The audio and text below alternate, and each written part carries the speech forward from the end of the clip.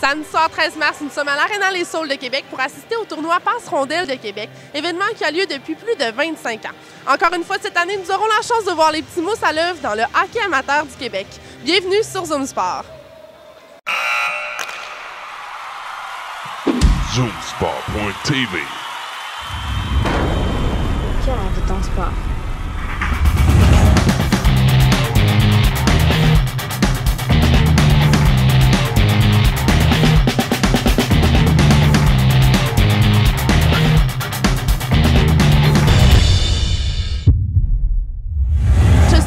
Avec quelques joueurs de l'équipe gagnante du match de ce soir. Bonjour les gars, j'aimerais ça que vous me disiez votre nom. Ludovic, Charles-Émile, Mathis, Xavier. Bonjour les gars, alors là vous avez eu un gros match ce soir. Dites-moi, est-ce que vous êtes content de votre partie? Oui. Oui? Pourquoi vous êtes content de votre partie? Parce qu'on a gagné en première place. Fait que là, ça veut dire qu'au classement, vous êtes rendu où? En finale. En finale? Fait que votre finale, elle va être quand les gars? Demain. Demain, puis c'est contre quelle équipe que vous jouez? Vous le savez pas? C'est contre qui? Pingouin. Les Pingouins. Fait que ça, c'est Sorel, je pense.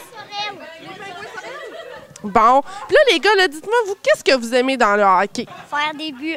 Toi, qu'est-ce que t'aimes dans le hockey? Les passes. Les passes. Puis quelle position tu joues, toi? On n'a pas de position. Ah, vous avez pas de position encore. Oups! Moi, en défense. Toi, à la défense. Puis qu'est-ce que t'aimes, toi, quand tu joues à la défense? J'aime scorer au but. Oui, c'est le fun, ça. Puis sinon, les gars, là, demain, là, vous avez faire un gros match. Là. Comment qu'on se prépare à une partie comme ça? Allez-vous vous coucher tôt ce soir? Hier, moi, je m'ai couché à minuit. Tu t'es couché à minuit, fait que c'est comme ça que tu te prépares à une partie. L'équipe s'est couchée à minuit.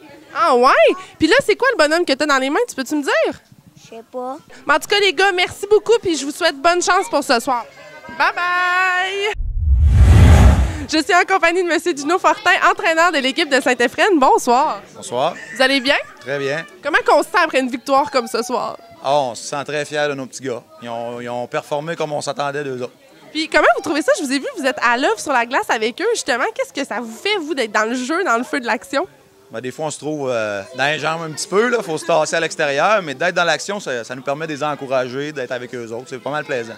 Ça fait combien de temps que vous êtes entraîneur au hockey pour les jeunes? La deuxième année. Comment vous trouvez ça? Super intéressant, puis on apprend autant qu'eux autres. Est-ce que ça vous permet de renouer avec une vieille passion de votre propre jeunesse?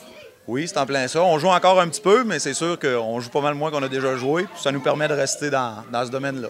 Puis comment qu'on gère justement avec le fait, bon, c'est des jeunes enfants, on leur apprend, comment qu'on se prépare justement à entraîner une équipe comme ça? Parce qu'il faut dire qu'ils ont certains acquis, pas trop. Donc, en gros, c'est quoi la préparation qu'il faut faire? Bien, c'est sûr qu'on a un petit cours de coach à suivre qui donne à tous les entraîneurs. Puis moi, j'ai une formation en éducation physique, donc ça me permettait de continuer dans le domaine que je suis déjà. Fait que c'était parfait pour moi. Excellent. Puis là, on a la finale demain. On m'a averti que c'était contre Sorel, un très gros match. C'est quoi vos attentes par rapport à ce match-là? Bien là, on a un couvre-feu. Tout le monde va être couché très tôt, même les parents vont être couchés très tôt ce soir. Oui, parce que là, j'ai su que vous étiez couché à minuit hier, là. Oui. Là, ce soir, 11h, tout le monde va être couché. Tout le monde va être couché. La plus grosse préparation, c'est ça. Excellent. Bon, on vous souhaite bonne chance pour le match de demain, puis on espère que ça va bien aller. Merci beaucoup. Je suis présentement avec Mme Geneviève Defoy, vice-présidente du tournoi Passe-Rondelle. Bonjour. Bonjour. Ça va bien? Oui, merci, vous? Oui, merci. Un gros événement qui a lieu en fin de semaine. Je pense que ça a lieu encore jusqu'au 21 mars. Le tournoi Passe-Rondelle, sauf que je pense que ça a lieu depuis les années 1980. Oui, en fait, le tournoi Passe-Rondelle, on a 3 divisions. On a la catégorie Atome, on a la catégorie Novice, et là, c'est le festival pré-novice qui se termine effectivement le 21 mars. Puis le tournoi Novice Passe-Rondelle a commencé il y a 27 ans avec seulement que le tournoi de la division de Novice. Et puis, en gros, ça regroupe à peu près toutes les équipes de la région de Québec, autrement dit. Oui, effectivement, on a des équipes de la grande région de Québec. On en a de Montréal, on en a du Saguenay, on en a de la Beauce, de la région même de Québec. Donc, ça fait un peu le tour. Aussi, on a du Bas-du-Fleuve, Rivière-du-Loup, on en a. Donc, on a de la grande région de Québec. Est-ce qu'à l'origine, le tournoi avait lieu ici à Québec ou ça se promène de ville en ville à chaque année? Non, le tournoi Passe-Rondelle en tant que tel a toujours, ou pratiquement toujours lieu à l'Arena Les Saules, qui est maintenant l'Arena Gaétan-Duchesne, où est-ce qu'on se trouve présentement. Il y a quelques années qu'on a touché l'affaire dans d'autres arénas, vu les aires de glace disponibles dans la ville, mais c'est vraiment dans la ville de Québec. OK. Et puis, c'est quoi, en gros, la préparation, justement, de ce tournoi-là? Parce qu'on sait qu'il y a beaucoup de personnes qui sont impliquées. Oui, bien, on a des gens qui travaillent pratiquement à l'année, en fait, parce que c'est sûr qu'il y a beaucoup d'organisations au niveau des réservations des aires de glace, trouver aussi les semaines qui sont disponibles, parce que c'est un tournoi qui dure 6 semaines en tout. Donc, ça prend du monde à l'année, c'est beaucoup d'organisations. On a beaucoup de bénévoles, on a environ 50 bénévoles qui travaillent pour nous, donc on se relaie.